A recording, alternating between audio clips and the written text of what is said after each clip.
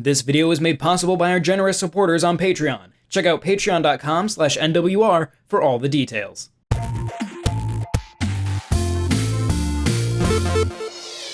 "2023 will likely go down in history as an incredible year for game releases across every platform. At the same time as profits have risen, we've also seen record numbers of layoffs from very successful companies. As we celebrate the incredible work of developers from across all corners of the industry, let us also remember to continue to push to make this industry we love so much better for the people who make our favorite games." In this year of incredible releases, the Nintendo Switch certainly didn't miss out. Key Nintendo franchises saw brand new entries, Pikmin returned with a whole new perspective, even F-Zero came out of retirement to show us that it still has some gas left in the tank. Not to mention an incredible lineup of third-party and indie titles. So in this highly competitive year, here are our top 5 best new games of 2023. Number 5. Super Mario Bros. Wonder.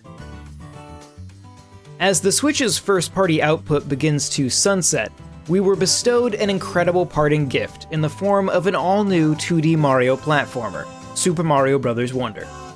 In the same way that New Super Mario Bros. On DS would go on to see a handful of sequels in this particular style, I wouldn't be surprised if Wonder goes on to do the very same thing.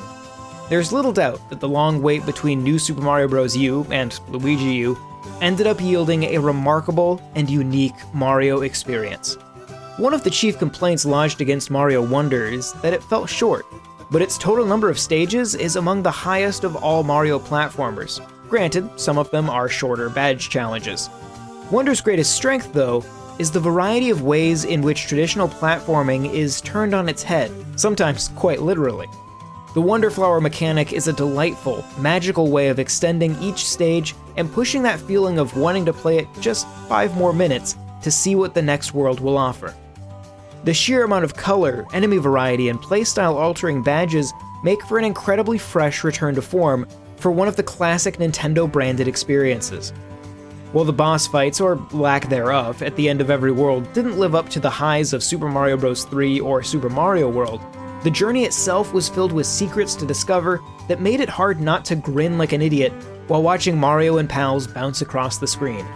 Super Mario Bros. Wonder indeed had flaws that kept it from being a true Game of the Year, but it was still a heck of a fun ride while it lasted. Here's hoping we don't need to wait until the end of Nintendo's next console for the follow-up. Number 4. Cocoon. The latest game from some of the folks behind Limbo and Inside, Cocoon is a concentrated blast of brilliance, where you control a little bug fella who has to carry around different balls that house worlds inside them that you need to jump through in unique ways to figure out how to progress. Also, all of the balls have distinct use cases that add further tweaks to the gameplay, and none of these elements overstay their welcome over the tightly wound 4 to 5 hour experience. As someone who loves a good puzzle-heavy adventure, I appreciate mind-bending twists that make you recontextualize how you even approach a challenge. The problem with some of those games is that you sometimes need to be thinking the exact way the designer is, or else the puzzle might fall apart and you'll get lost. Sometimes puzzles get too clever for their own good, but that's not what Cocoon does. The game smartly limits your abilities and mobility in largely organic ways to make sure that you are explicitly pointed to the tools you need to figure out a solution to the wordless puzzles. If I ever got stuck, the most I had to do was walk away and come back to analyze the landscape in a different manner. At the time of writing, I've replayed Cocoon multiple times. Even after figuring out the puzzles, I enjoy the experience of being in this world, with its mood-setting music and contemplative visuals. The only thing that holds the game back on Switch is some light technical hiccups, but otherwise, it's sublime. Number 3. Sea of Stars. Generation Remix. What's old is new again. In a year where I've been listening to new retro-sounding Chicano soul and synthwave disco, I'm also playing what's arguably one of the best throwback JRPGs of all time. Sea of Stars is what we all remember when playing such games as Chrono Trigger and Final Fantasy VI as a kid. It carries a lovable cast of characters you get attached to over the course of a few dozen hours, from small beginnings, embarking on a journey that takes them to the ends of the earth and beyond. The pixel art is on full display in dazzlingly rendered worlds of giants, dragons, and living gas beings. Where a lot of JRPGs hit a classic 100-hour gameplay pitfall, Sea of Stars keeps the entire game at a tight 25 hours, 30 if you want to 100% everything, which I did. That means the immense story moves at a brisk pace with very little downtime. Sure, there's plenty of time to explore the world, but most often I was driven forward with an undeniable need to know more. Sea of Stars got its hooks in and wouldn't let go until I had reached credits. All this without even mentioning some of the most iconic JRPG music, including tracks composed by the original composer of Chrono Trigger, Yasunori Mitsuda. There's just so much to love about Sea of Stars. It's a complete nostalgia package that improves on the memories you have while avoiding the mechanics that might have aged poorly. Sabotage Studios has trimmed the fat to give you only the best. Number 2. The Legend of Zelda: Tears of the Kingdom. The Legend of Zelda: Tears of the Kingdom is in many ways less a sequel to Breath of the Wild and more a culmination of a piece of genre-redefining game design spanning 12 years. For any minor faults, Tears of the Kingdom is still a game that manages to dwarf what many would consider one of the best games ever made. In that sense, the only real criticism of Tears of the Kingdom that I can offer is that in a few areas, it's still only as good as one of history's most celebrated games. And beyond those few things is a game that invites the player to engage with it to a degree that I've never seen before. While Tears of the Kingdom can certainly feel derivative of its predecessor at times, the reason it fell just short of our top spot, it approaches its game design with a level of confidence that Breath of the Wild never had. This is a game that revels in you outsmarting it. Every new mechanic feels as if it's a challenge to the player, demanding that you try to break this incredible sandbox. And those mechanics don't go away or become toned down when you enter a dungeon. Does that mean that clever use of abilities let you sequence break those dungeons?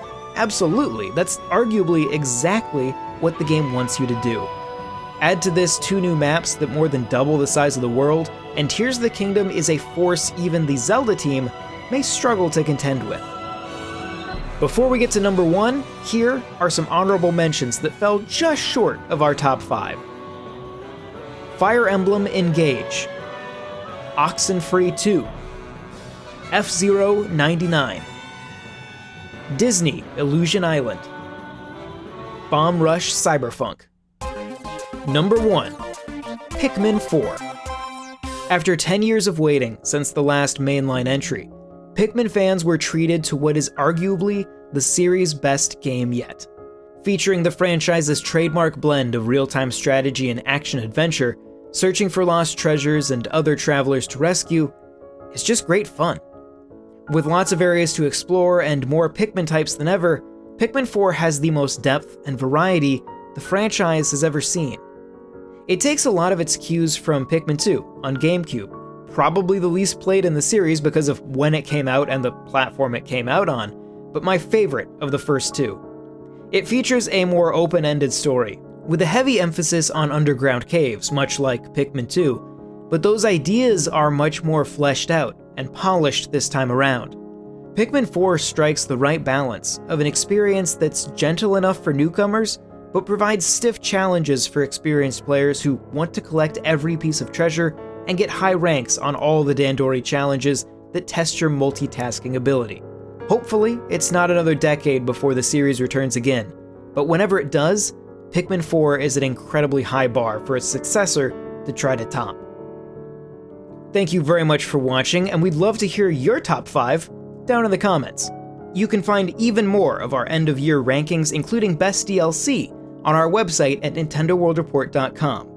If you enjoyed this video, consider subscribing to Nintendo World Report TV, and if you want to chat with us about this, or anything else Nintendo related, you can hit up our Discord using the link in the description.